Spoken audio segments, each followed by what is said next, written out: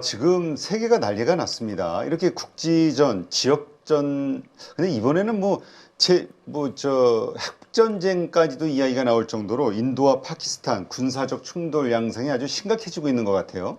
어떻게 전황이 지금 어떤 상황입니까? 지금 웃을 일이 아니고요. 왜냐하면 심각한 게 일단 배경을 말씀드리면 네. 냉전 체제 때는 소련과 미국이 양 진영을 관리를 했어요. 네. 그래서 냉전의 질서가 유지가 됐습니다.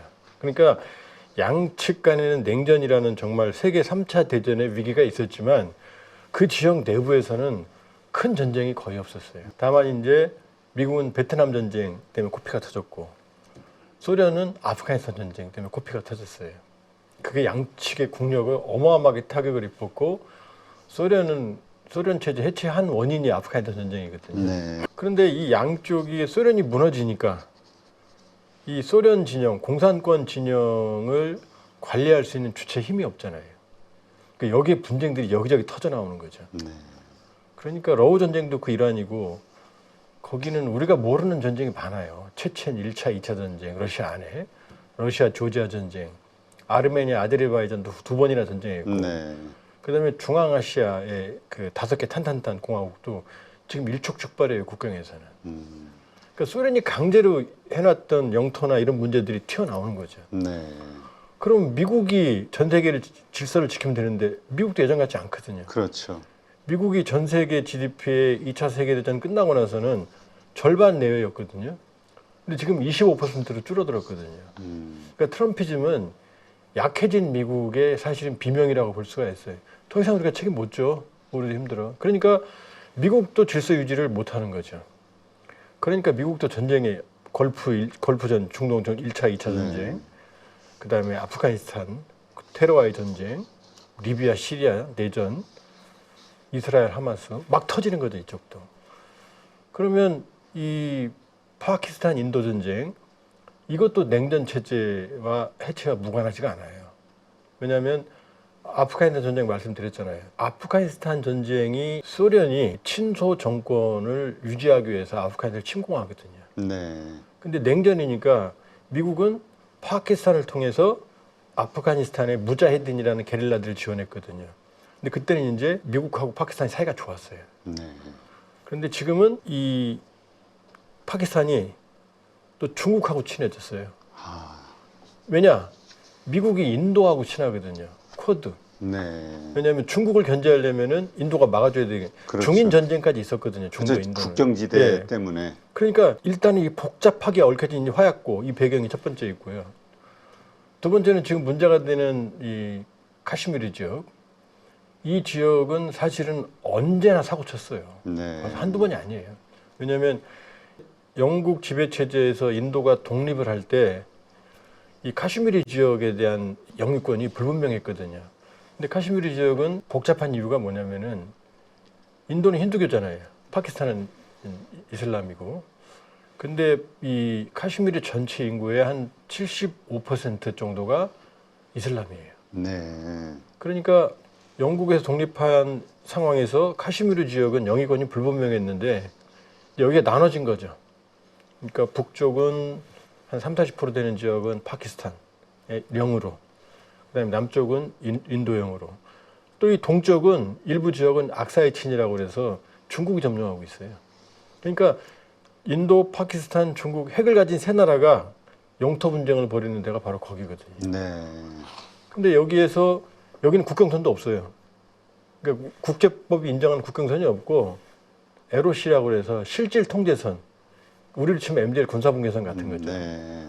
그리고 유지가 되고 있는데 4월 22일 날 인도령 카슈미르, 여기도 이슬람교도가 대부분이거든요. 네. 근데 지배는 인도잖아요, 힌두교.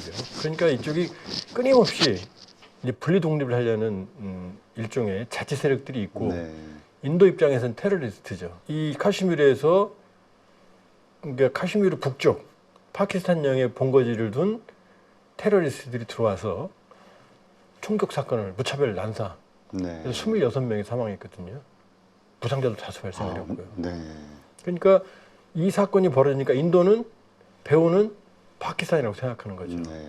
이 말이 반은 맞고 반은 틀리죠. 왜냐하면 파키스탄 정부군은 아니지만 이번 테러를 저지른 배후에 이 단체의 근거지들이 파키스탄이랑 카슈미르에 있거든요. 네. 그러니까 인도는 사건 나자마자 파키스탄이 배후라고 얘기를 했고 그 직후부터 실질 통제선에서 계속 소규모 교전이 벌어져 오다가 이제 공중전, 그다음 미사일 공격까지 대규모로 지금 진행이 되고 있는 거죠.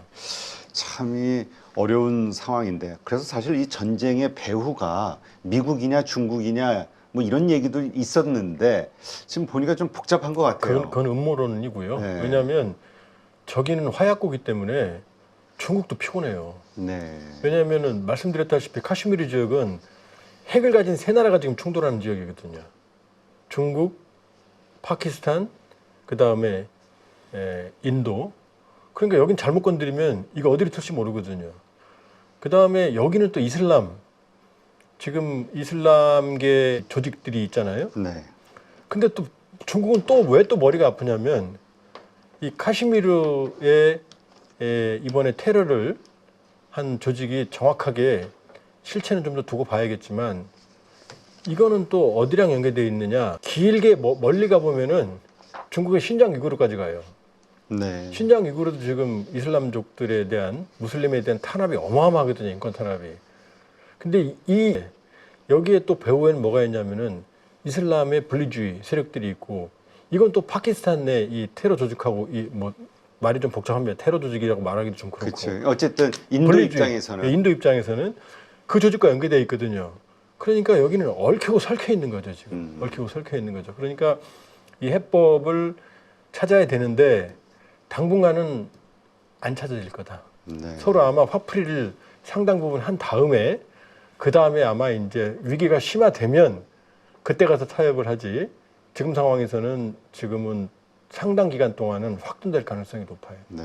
아니 지금 나오는 뉴스를 보면은 뭐 그 인도 전투기를 5대 격추했고 뭐 그 가운데 최신의 라파리 3대가 포함되어 있고 뭐 중국 전투기 가지고 뭐 이런 뉴스들이 나오니까 파키스탄이 막 뭔가 이기고 있는 것 같은. 그럼 인도 입장에서 이거 지금 만약에 스톱하면은 또 패배감이 생길 수 있는 자존심 상하죠. 지금 뭔가 복잡할 것 같아요. 서로 자존심들 가지고.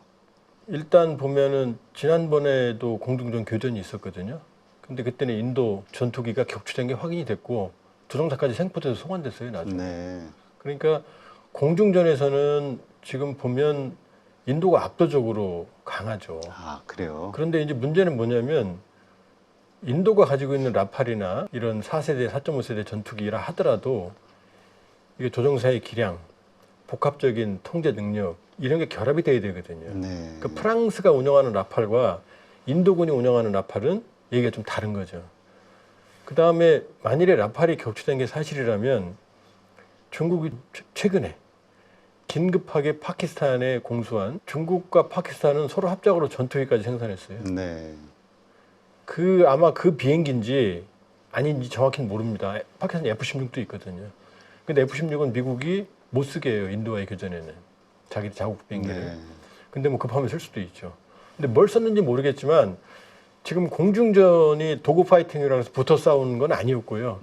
각자 영공에서 미사일을 발사하는 싸움인데 중국이 제공한 미사일이 사거리가 한 150km 되거든요. 그러니까 이 부분에서 지금 인도가 좀 딸렸을 가능성이 있다. 네. 그러니까 방심하다가 당했을 가능성이 있다. 그러나 아직은 모른다. 왜냐 항상 인도와 파키스탄은 서로 충돌할 때 자기가 이겼다고 그러거든요. 네. 나중에 전쟁 끝나봐야 끝나봐야지 않나, 정확한 나와요. 건. 이제. 그리고 지금 가짜뉴스가 많아요. 지금도 뭐 몇백 대 항공기가 있었다, 뭐 무슨 누가 떨어졌다. 상당 부분이 가짜뉴스입니다. 그래서 그러한 내부의 불만을 돌리는 것도 그렇고 결국 이 패권 전쟁은 서로 양보할 수 없기 때문에 경제 극단에 가서는 결국 전쟁, 무력 전쟁으로 끝나는 거 아니냐. 이제까지 역사를 봐도. 그래서 대만을 매개로 한, 대만 침공을 매개로 한 미중 간의 전쟁, 이것이 마지막 클라이막스 아니겠냐, 이런 시각도 있던데요. 대만 전쟁도 전 다르게 보는 게요. 물론 그 가능성은 남아있죠. 왜냐하면 독재 정권은 마지막에는 극단적인 선택을 할 수 있거든요. 네. 근데 혹시 우리 MC께서는 조금 연식이 되시니까 아실지 모르겠네요. 그 조미미 선생의 바다가 육지라면이라는 노래 아세요? 잘 모르겠습니다. 아, 일부러 그러시는 것 같은데. 그 노래 때문이에요. 이 히틀러가 패망한 건 도보해역, 네. 영불에 가까운 데는 잉글리시 채널은 34km밖에 안 되거든요. 지금 도보해역 가잖아요. 그렇죠. 밑으로. 그 바다를 못 건넜어요. 만만치 않다. 해군력이 일단 영군이 있었고 바다를 건너려면 압도적인 해군력이 있어야 되거든요. 그렇죠. 상륙정도 그렇고. 제공권도 있어야 되고요. 바다 건너는데 비행기에서 때리면 어떻게 해요? 그래서 BOB 배틀 오브 브리튼이라고 그래서 괴링 그 당시 공군 총사령관 하에 영국을 잠수함 전대로 이제 영국으로 간 수송선을 침몰시키고 무려 5,000척을 침몰시켰어요. 엄청나네요. 어마어마해. 근데 나중에 독일 그 잠수함 전대도 다 죽었어요. 몇만 명이 죽었어요. 그러니까 봉쇄해놓고 비행기로 때렸거든요. 근데 거기서 위대한 영국 공군들이 그때 뭐 전설적인 항공기가 나옵니다. 스피파이어라든지 뭐 허리케인 같은 막아내요. 네. 처칠의 지휘하에. 그러니까 히틀러가 에이 됐어. 그리고 후방을 놔두고 이제 어디로 가느냐? 소련을 독소 불가침 조약을 깨고 소련으로 갑니다. 이게 바바로스 작전이거든요. 이게 히틀러의 몰락의 시작이에요. 네. 바다를 못 건넜어요. 바다를 못 건넜어요. 그다음에 천하의 몽고 고려도 점령했죠. 바다를 못 건넜잖아요, 일본을. 맞아. 그래서 신풍 가미까지 가미가제가 거기서 그게 나온 나온 거예요. 거라고. 그런데 제가 영불해협은 34km라고 그랬죠. 대만하고 중국은 평균 180km예요. 가장 가까운 데도 130km예요. 지금 레이더로 다 보거든요. 지금 뭐 상륙 훈련하면 대만이 그냥 가만히 이러고 있겠어요? 수십 년 동안 상륙 저지 전력을. 그렇죠. 그다음에 대한의 중국 쪽 해안은 상륙하기가 쉽지가 않아요. 네. 그러면 대만을 가려면 완벽한 제해권, 바다를 제패하고 완벽한 제공권이 있어야 되거든요. 제가 보면 미국이 안 도와줘도 대만만 해도 그냥 당하지는 않을 거 아니에요. 네.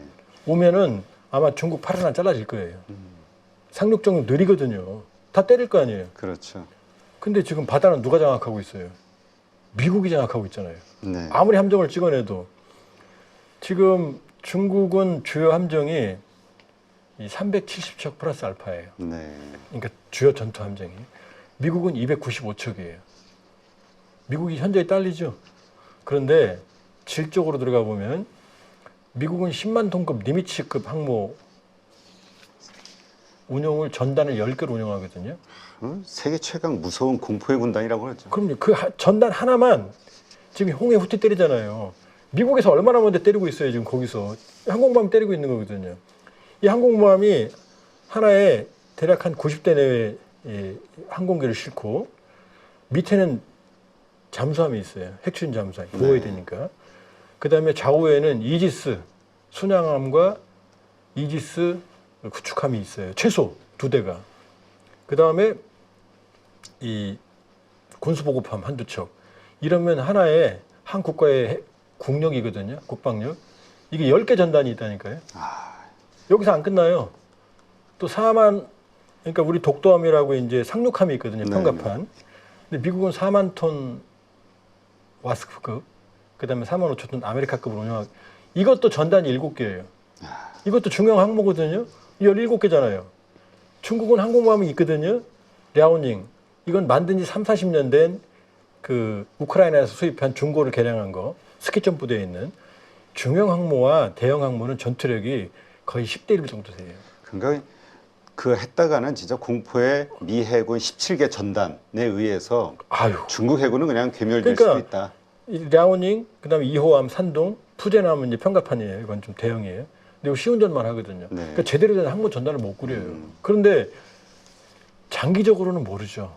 그러나 질적으로 이 전투력은 어디서 나오냐? 훈련과 노하우거든요. 그렇죠. 미국 항공모함 역사는 100년이에요.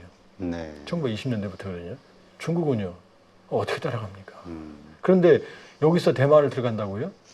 아마 시진핑이 난 대만 침공 안 하면 죽어? 그럼 가겠죠. 근데 정상적인 사고식으로 간다 그러면은 제가 보기엔 아마 중국의 몰락을 자초할 겁니다. 네. 알겠습니다. 그 정도로 쉽지 않은 일이다. 이렇게 이해하면 되겠군요. 네. 6월 대선을 앞두고 있는 상황에서 상법 개정이라든지 증시 활성화에 대한 그런 기대감들이 분명히 만들어질 거라고 생각을 하고 있고요. 트럼프가 고관세를 매기는 부분들이 지금 해결이 되어가는 단계잖아요. 금리 인하 시기에 수출하는 나라이기 때문에 외국인들까지 들어오게 된다라고 하면 굉장히 좋은 흐름이 만들어질 수 있다. 증시가 좋아졌을 때 잘 벌고 더 많이 버는 사람들은 준비가 되어 있는 그런 사람들이거든요. 명확하게 어떤 사야 되는 기준, 팔아야 되는 기준, 원칙이 안 잡혀 계신 분들은 자신만의 기준과 원칙, 포인트를 잡아서 매수 매도의 타이밍을 잡는 훈련을 계속 반복을 해보는 거죠.